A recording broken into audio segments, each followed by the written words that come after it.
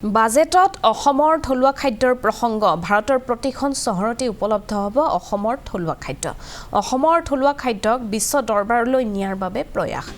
থলুৱা উদ্যোগ বিকাশৰ বাবে এই সিদ্ধান্ত লৈছে অসম চৰকাৰে চৰকাৰৰ এই সিদ্ধান্তত উৎফুল্লিত হৈ পৰিছে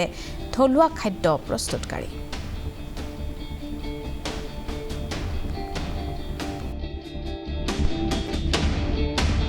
বাজেটৰ কালি যেটো ঘোষণা হেতু লৈ মানে আমি খুবেই উৎফুল্লিত খুবেই চৰকাৰখনক মোৰ ফালৰ পৰা বহুত ধন্যবাদ জ্ঞাপন কৰিছোঁ এনে পদক্ষেপ লোৱাৰ কাৰণে আৰু এই পদক্ষেপে আমি 2011 চনৰ পৰা কাম কৰি আছোঁ এই পদক্ষেপে মানে আমাক ইমানেই উৎফুল্লিত কৰিছে যেন আমি আৰু 10 গুণ উৎসাহেৰে কাম কৰিব পাৰিম আমাৰ লগত যিমানখিনি মহিলা জড়িত হৈ আছে এতিয়া আৰু বেছি কাম কৰিবলৈ আৰু নিবনুৱা আৰু সংস্থাপন দিব পাৰিম এই বহুত মানে সুখী আমি দেখিবলৈ পোৱা যায় যে থলুৱা যিসমূহ উদ্যোগ আছে সেই উদ্যোগসমূহ সদায় পিছ পৰি থাকে এইবাৰ যি বাজেট ধৰিছে সেই বাজেট উপকৃত কৰিব আচলতে কি উপকৃত যথেষ্ট কৰিব আচলতে কি হয় তেওঁলোকে যোনে কাম কৰি আছে যে বিহুৰ সময়ত বা কিবা ছিজন হিচাপে কাম কৰি আছে কিন্তু গোটেই বছৰটো তেওঁলোকে মাৰ্কেট এখন নাপায় গতিকে আমি এটা হেৰি পাইছোঁ কেলে আমি নিজে এটা সংস্থা মানে এটা কৰি লৈছোঁ যে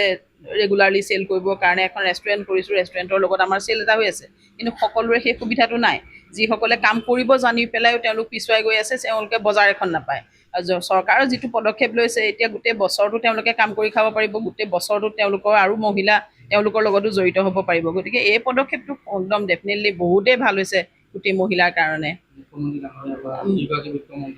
বিত্তমন্ত্ৰী ডাঙৰীয়া মুখ্যমন্ত্ৰী ডাঙৰীয়াটো অকল এই বিভাগ বুলি নহয় সকলোখিনিলৈ ইমান সুন্দৰ কাম কৰি আছে তেখেতক আৰু মানে দীৰ্ঘায়ু কামনা কৰিছোঁ তেখেত সুস্থ হৈ থাকক ভালে থাকক আৰু আমাৰ অসমৰ ৰাইজৰ কাৰণে ভাল কাম কৰি থাকক আৰু বিত্তমন্ত্ৰী ডাঙৰীয়াকো মোৰ ফালৰ পৰা মই ধন্যবাদ জ্ঞাপন কৰিছোঁ আমাৰ থলুৱা প্ৰডাক্টবিলাকৰ লগতে আমাৰ এখন ৰেষ্টুৰেণ্ট আছে আমাৰ থলুৱা প্ৰডাক্টবিলাকত আমাৰ জাম জেলি আচাৰ লাডু পিঠা কোমল চাউল চিৰা এই গোটেইখিনি আছে আৰু আমাৰ ৰেষ্টুৰেণ্টৰ খোৱাৰ কাৰণে আমাৰ থলুৱা আমাৰ জলপান ৰুটি পুৰি যিবোৰ ৰেষ্টুৰেণ্টত নৰ্মেলি থাকে সেইখিনিতো আছে লগত আমাৰ অকণমান বেলেগ কেলে হয় আমাৰ লাডু পিঠা দি আমি গোটেই বছৰটো আমি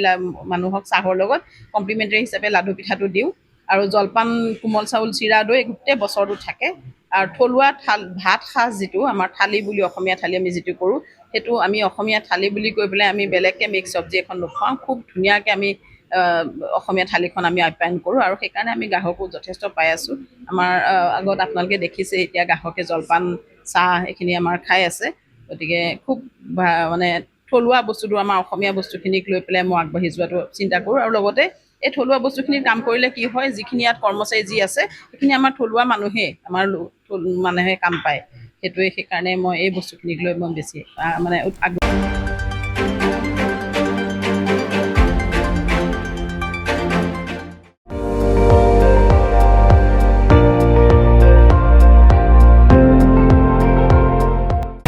আপুনি চাই আছে ND24